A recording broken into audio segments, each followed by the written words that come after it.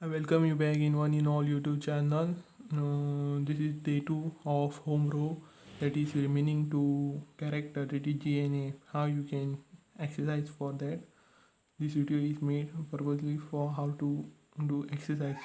Day 2 exercise is that you have to place your left hand on A, S, D, F and right hand on semicolon L, K, J.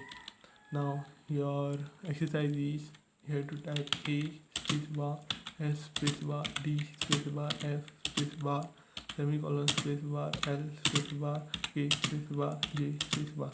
This was the exercise of the day 1. Now for day 2 you have to add on to this exercise is that A space bar, S space bar, D space bar, F space bar, G space bar, F space bar.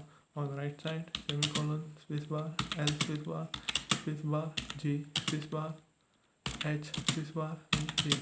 This is the exercise for day 2.